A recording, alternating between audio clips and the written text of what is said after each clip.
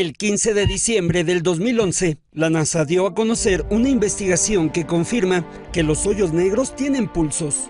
La evidencia proviene de dos hoyos negros en donde se observaron un tipo de pulsos de alta energía en rayos X, lo que los astrónomos llaman latidos del corazón, heartbeats, que recuerdan los pulsos del corazón humano y se parecen a un electrocardiograma.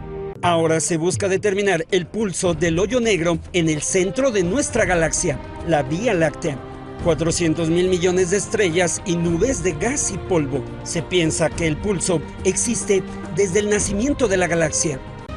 Luego, con las observaciones del radiotelescopio del Polo Sur, se determinó que en torno al centro galáctico existe un enorme anillo ovalado de gas que en el interior forma otro anillo circular más denso, en el que nacen estrellas muy cerca del hoyo negro que las atrae. Cuando caen, generan un pulso visible en toda la galaxia. Se calcula que este pulso podría tener un periodo de 400 millones de años.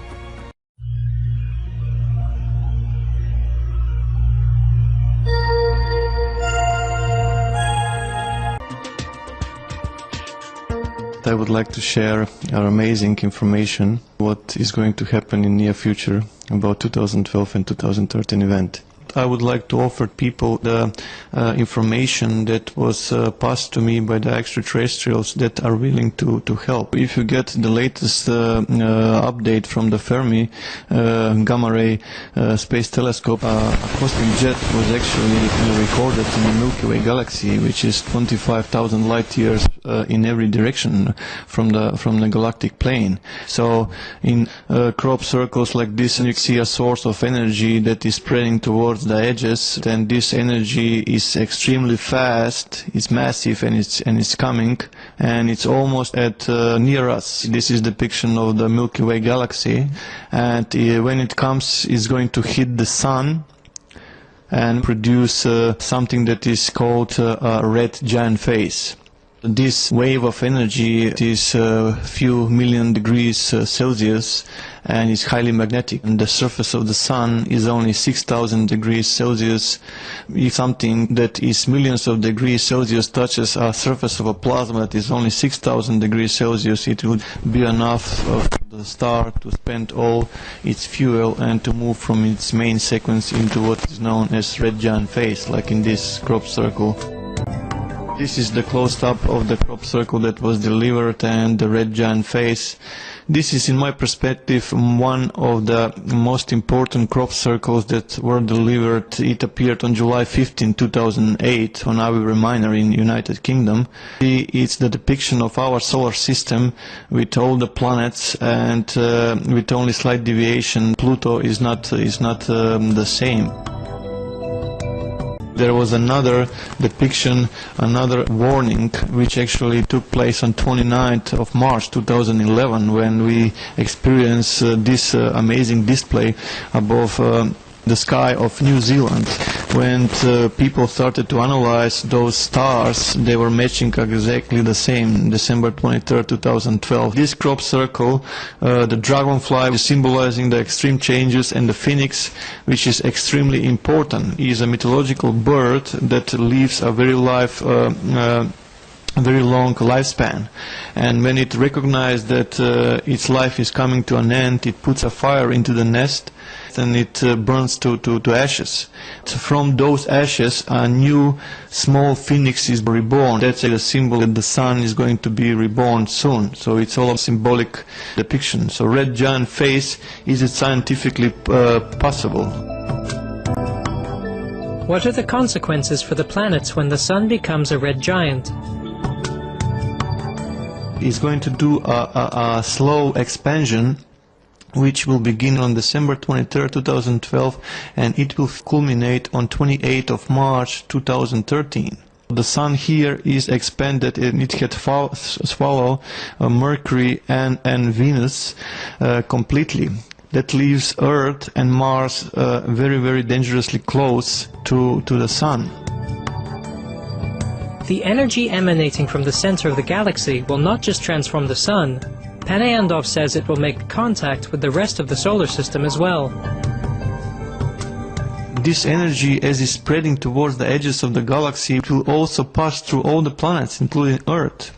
So just for comparison, the hottest layer of our atmosphere is thermosphere, is around 1,500 degrees Celsius. Most of the time it's less than 1,500 degrees Celsius.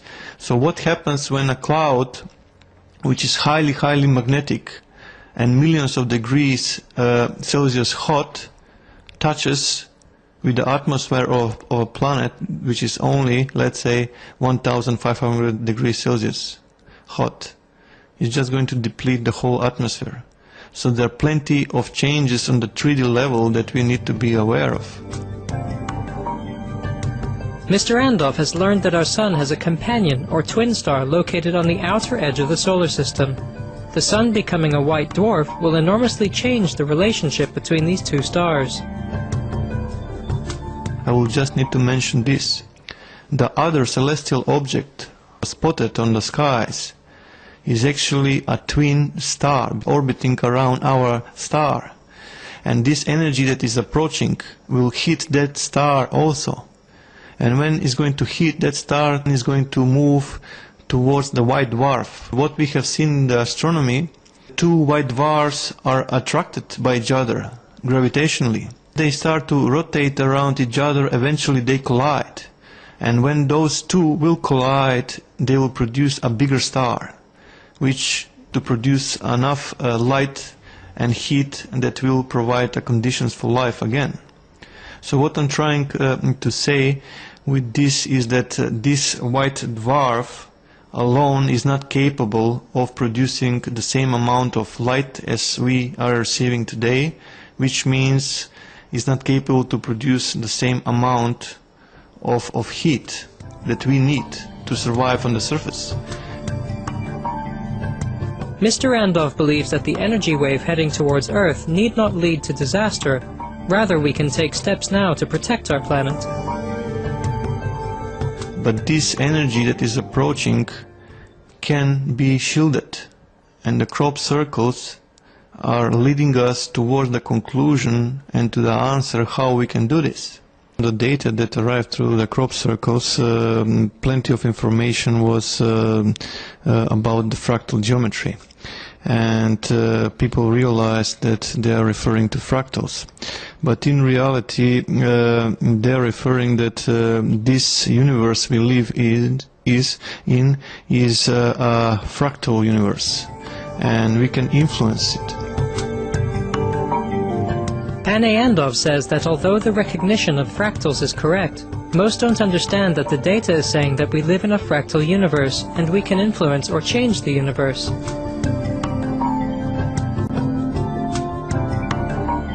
In addition to meditation, like Pane Andov, many across the globe are calling on humanity to immediately end our destructive habits, including the slaughter of our fellow beings for food, so that we can preserve our world for future generations.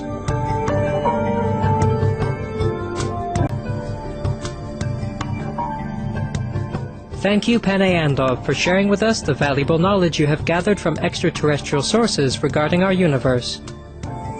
Your message of hope, which asks humanity to quickly embrace vegetarianism and practice group meditation to safeguard our wonderful planetary home, is a beautiful one. For more details on Mr. Andov, please visit www.paneandov.com.